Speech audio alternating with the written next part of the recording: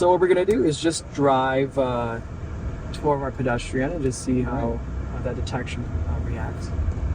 So here he is walking out. We can't see a thing in front of us.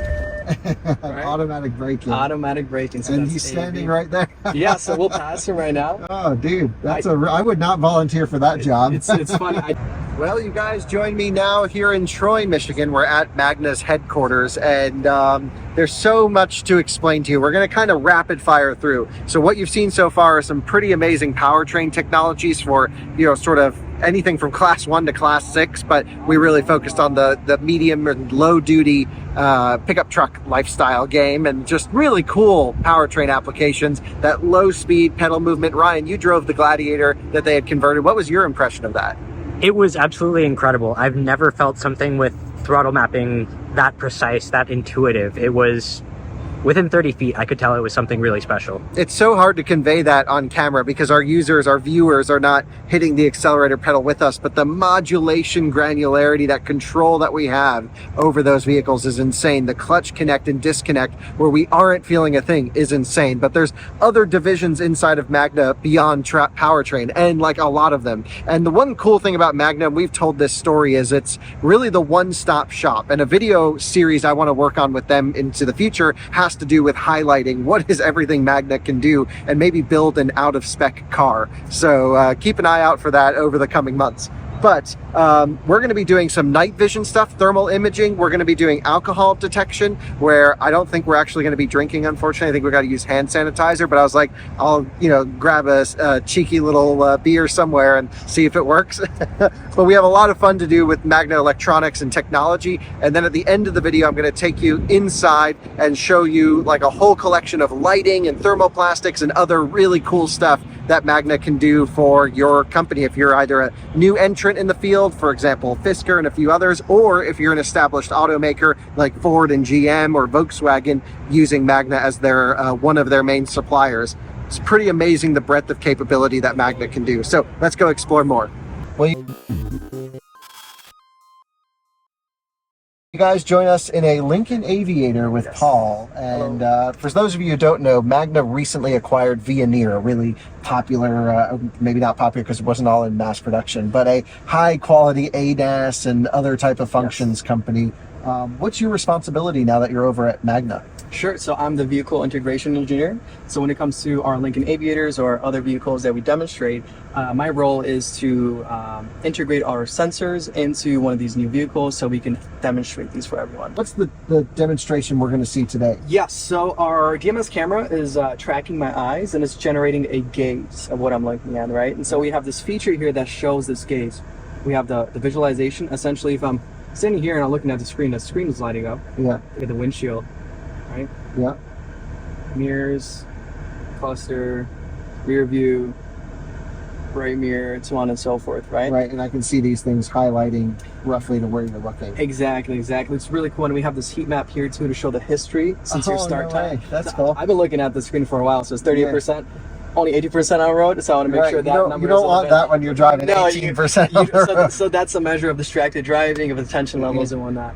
The important part of that is when it comes to hands-free driving or some level of autonomy, you want to make sure that if you aren't using the steering wheel to drive, that the driver is at least looking out on the road. We can verify that with our TMS system. So you have a lot of different technologies on this vehicle. And the thermal sensing is basically night vision.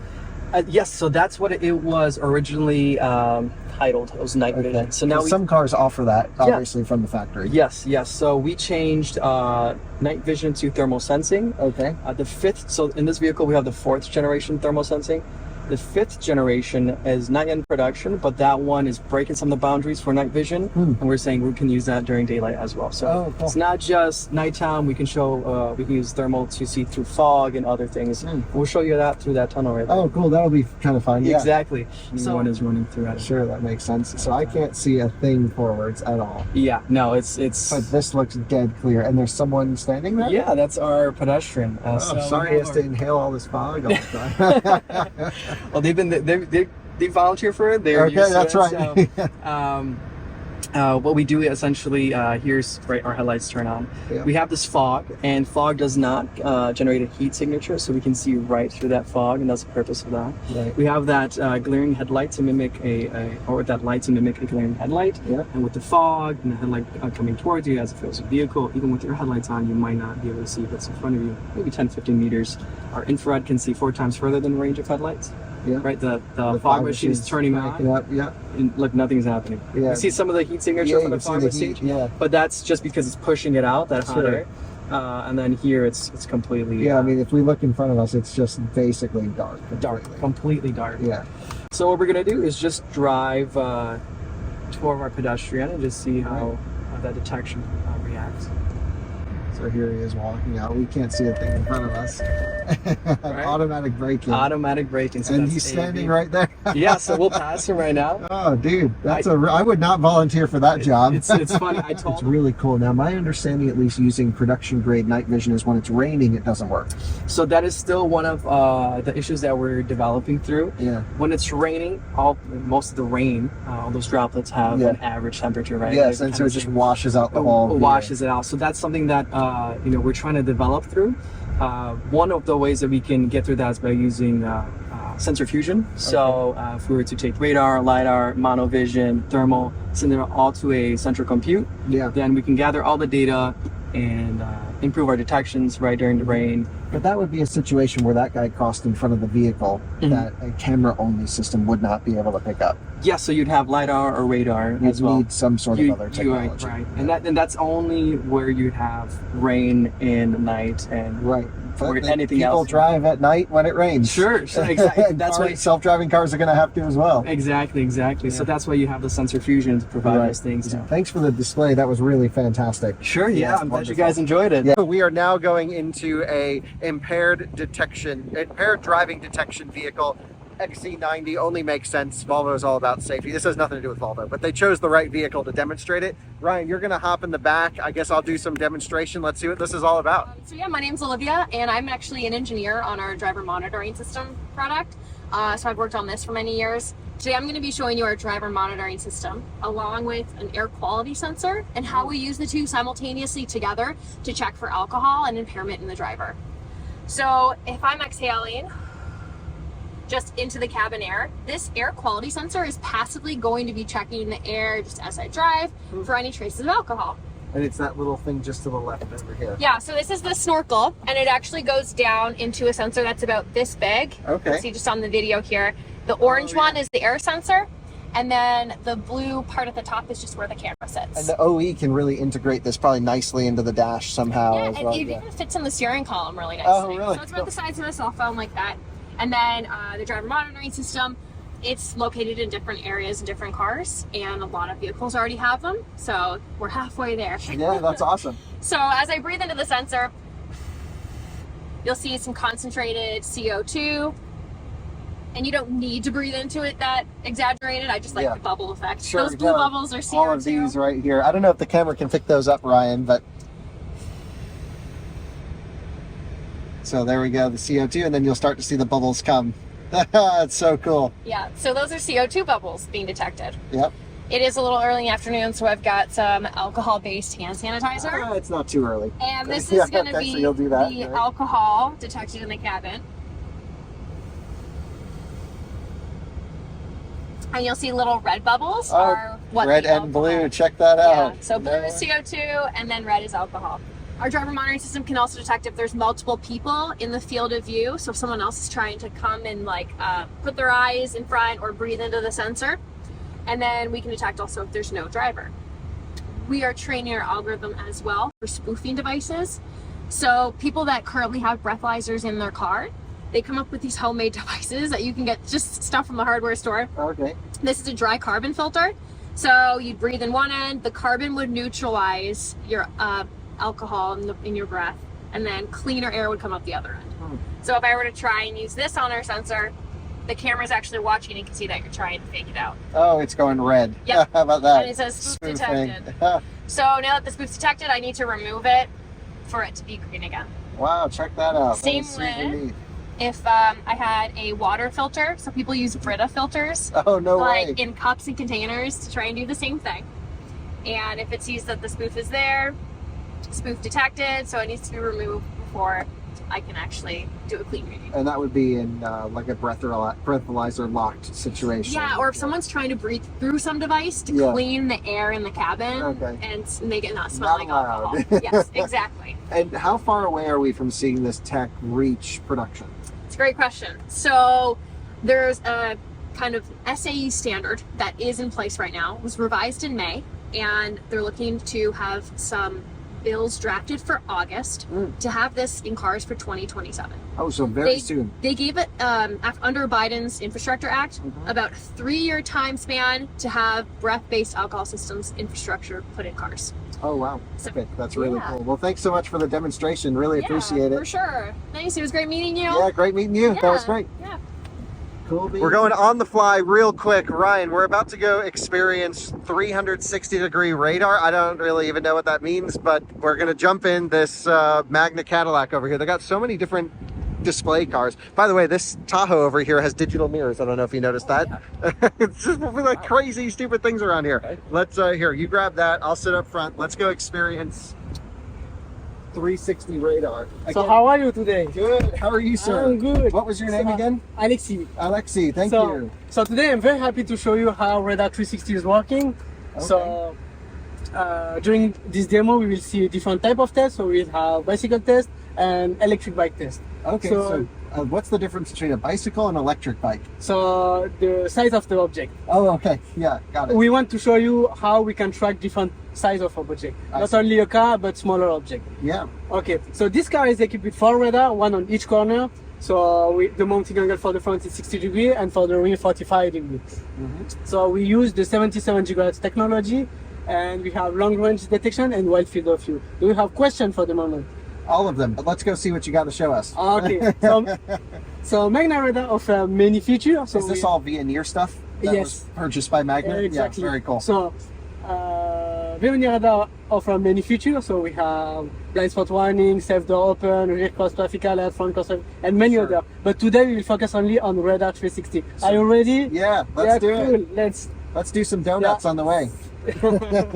When you said 360, I'm like, man, this Cadillac's got to have like a upgraded engine in it or something. That's cool. So each radar can detect and classify 64 objects. So as classification, we have car, bicycle, motorcycle, pedestrian, and we can add if needed. Take a look. There's a guy riding around us on a scooter over here, and if we look here on the screen, you'll notice that the car is tracking him with radar, not camera, all the way around. And why would you use radar for this instead of vision?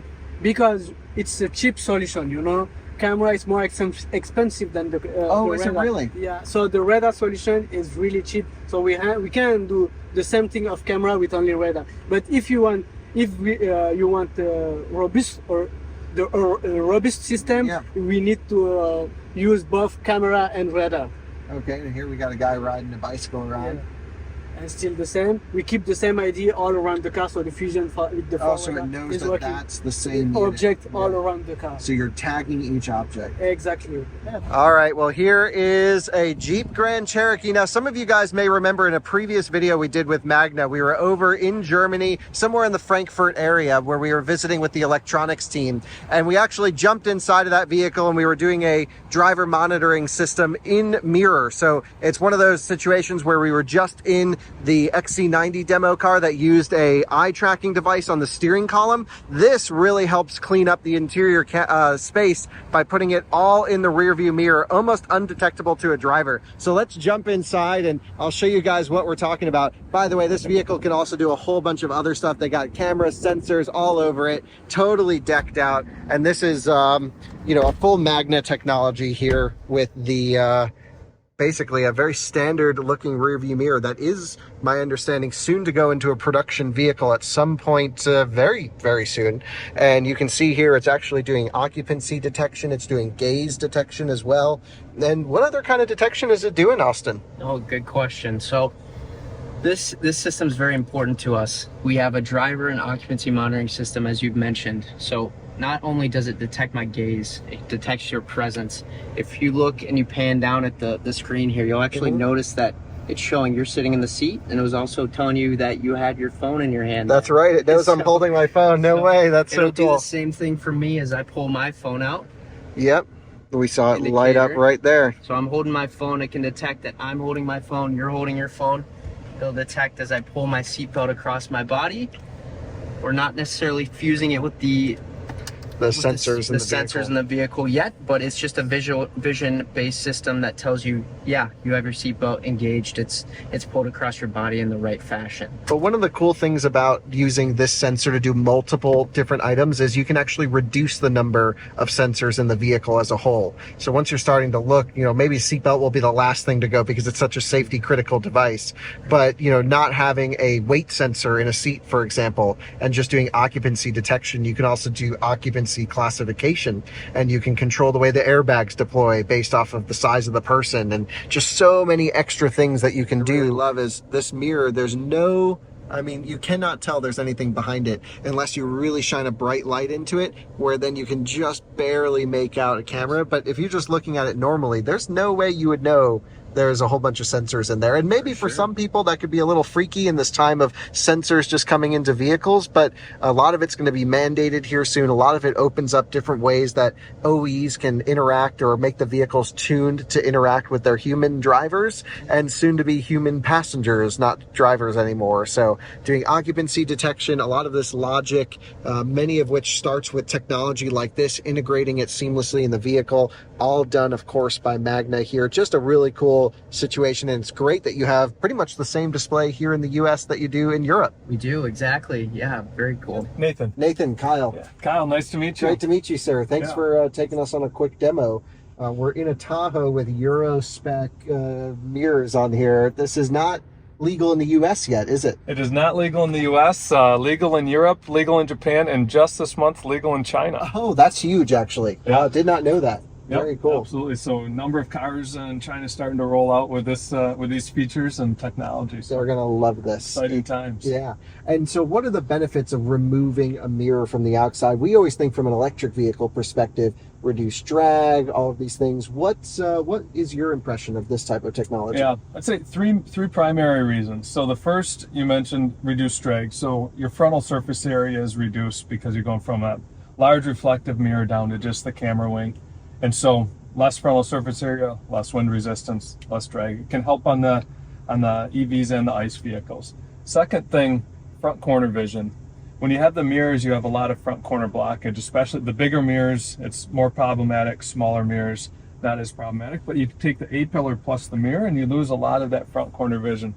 If you're at a stop sign turning left, you've got a pedestrian walking, you do a quick glance, you might miss that pedestrian and could cause an accident. So better front corner vision is a nice added feature for the camera mirrors. And then the third one is just going to be style. Yeah, Prototype sure. mirrors since, I don't know, since forever, they always start with that little camera wing and then eventually they get the big mirror on there. Yeah. But now we can actually execute and implement in a production vehicle. We've got a digital inside mirror complementing the digital outside mirrors, and we've got a number of different ways that we can execute this. So one of the main things with the digital outside mirrors is we're no longer restricted by physics. It's not the reflection from your eye point through the mirror out the rear window that can get blocked by headrests or cargo or passengers, or as the styling guys want to make those rear windows smaller and smaller. Or even remove them completely, Or get like rid of Polestar them. 4 is not going to have one. And that's an OE option on this vehicle, is to have the digital mirror. Yes, Is that a exactly. Magna technology? Yeah. Oh, cool. Yeah, this one's Magna technology. Not necessarily on this particular one. We put our you we did your own, outfitted this yeah. one with our mirror, but Yeah, yeah, we do have these out in production, and it's a really nice feature. And what we can do here is, so normally if you just have the camera on the back of the car, yeah. it fixes that problem of cargo passengers in the small rear window.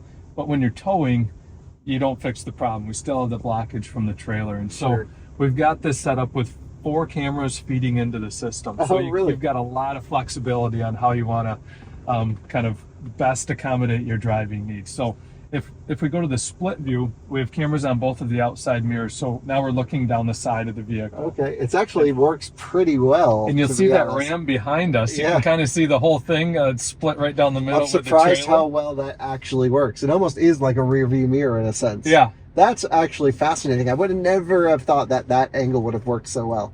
Pro. Yeah, it's epic. That's neat. And then our fourth view would just be all the way through. Yep. Fourth view, just pure trailer view.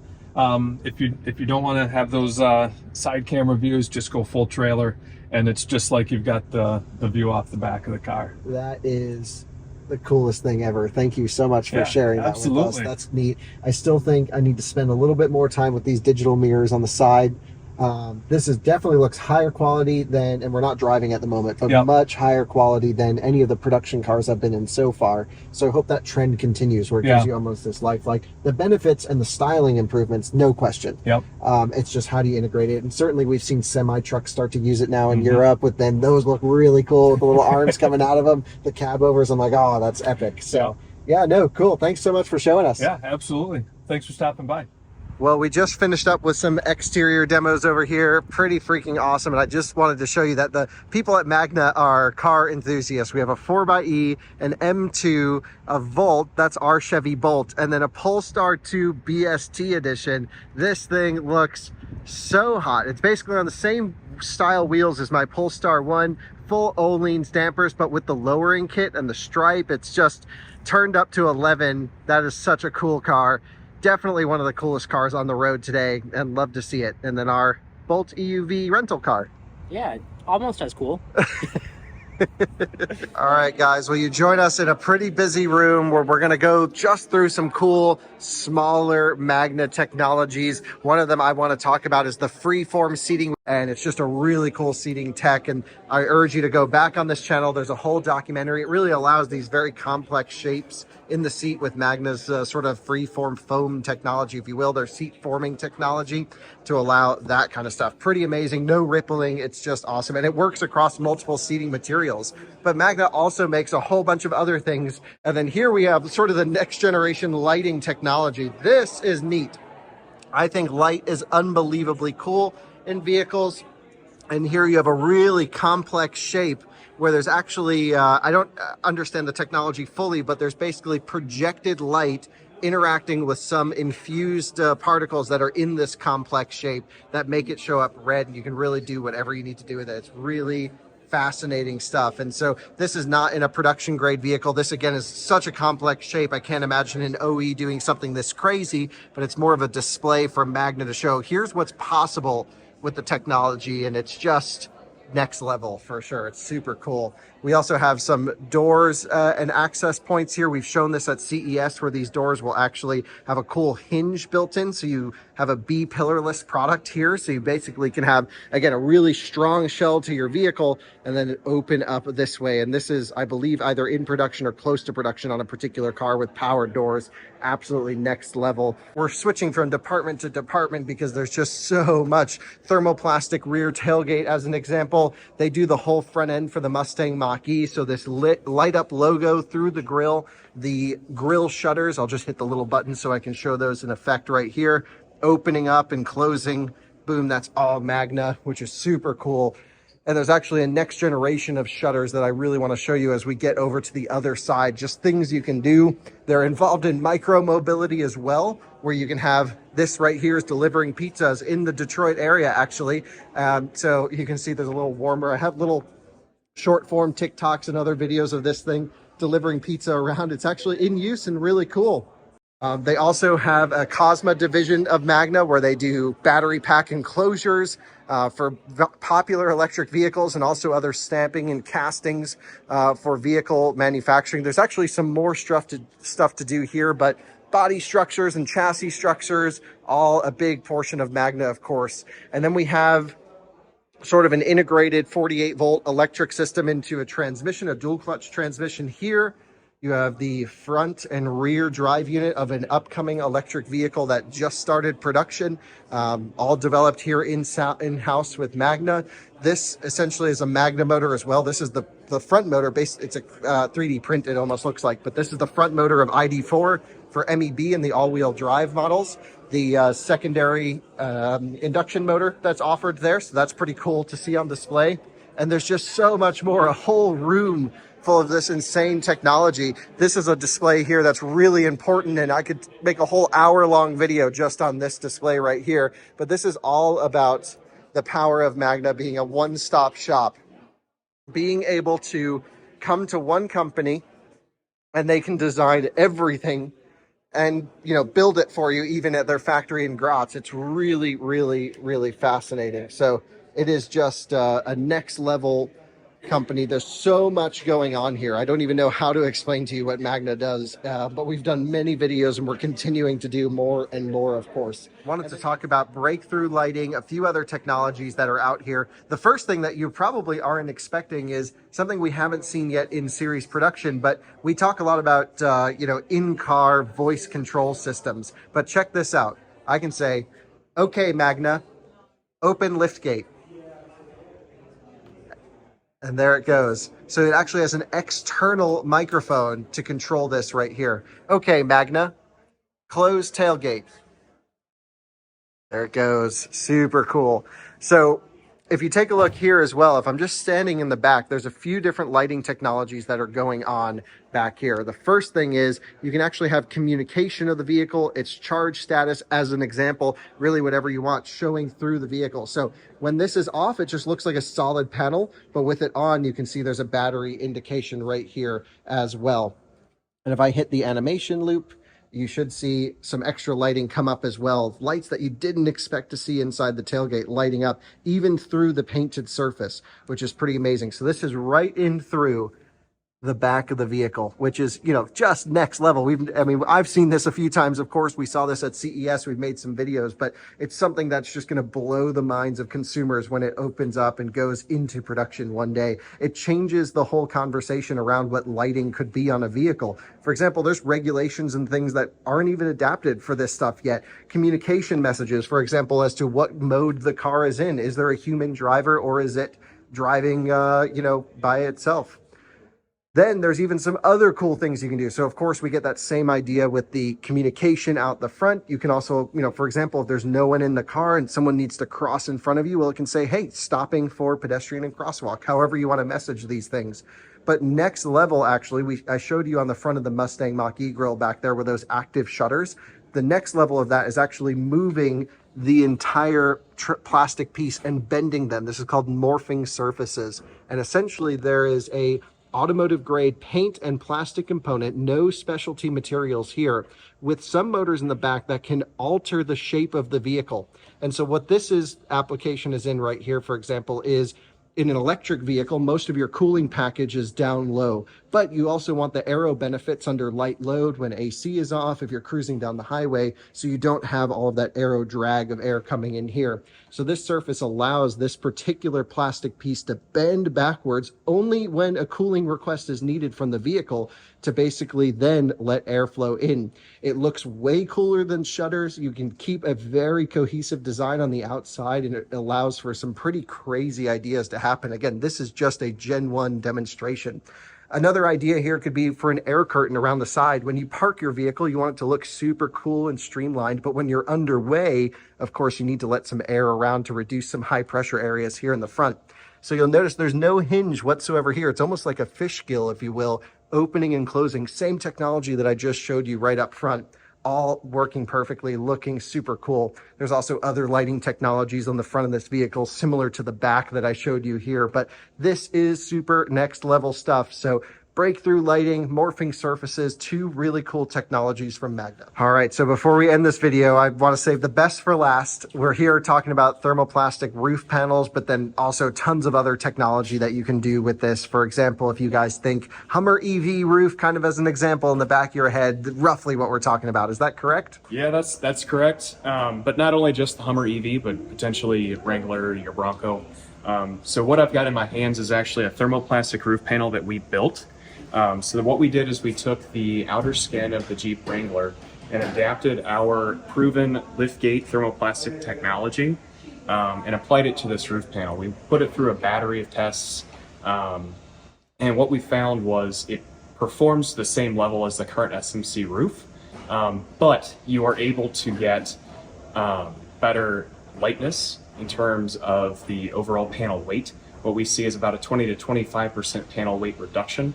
We also see a major improvement in terms of sound transmission into the vehicle. we found about a 2 to 3 decibel improvement over the SMC roof panel. Wow, and that's exactly where you want it to be quiet too, Yeah. right up close to that driver ear. You know, imagine driving down the road with your phone on Bluetooth, right? Yeah, exactly. I don't know about you, but I've called a buddy that's got a Wrangler. Yeah, it's impossible. It's pretty loud. Yes. So, but yeah, it's a a huge improvement. You know, imagine taking this. Your use case is you've got it up here. You're pulling it off the roof, saving 20 to 25% of your weight off of it. So much easier. So much easier. And there's other cool technology you can do with this as well. For example, building in glass panels as well as solar panels. But this technology is fascinating because I'm looking here. There's also other things like the breakthrough lighting tech that we saw coming through on this side. You can actually pull a panel off in theory, if an OE chooses to do this, and have it act as a warning symbol or as a camping device with a light, and to have a built-in battery pack in here. Like, for example, the solar panels could charge a built-in battery, and you could have a USB port inside your roof panel, which would be absolutely epic. Let's go. We have to go back to Colorado, unfortunately. There's so much more Magna tech I wish I could share with you. But again, just a very high level overview for you guys to really get the impression that, as I always say, Magna's the biggest company that no one's ever heard of, except for you guys. Thanks to their support on Out of Spec, of course. We love that. Love sharing this technology. And we have more videos planned with Magna and plenty more that we're actually even working on and in discussions with. So what technology did you see here that you want us to Nerd Level 9000 evaluate and figure out how it was produced? That alcohol detection was next level. I really want to go harder core into their battery pack engineering, making structural battery packs. We've heard Tesla doing things like that. Magna's right up there as well. So a lot to benchmark and evaluate here. I really want to drive that Polestar 2 BST that's marked up on the Charger, but damn, just awesome stuff here. Can't thank you enough for watching this video. Can't thank Magna enough for having us out here to Michigan. We're going back to Colorado. See you in another one soon. Bye-bye.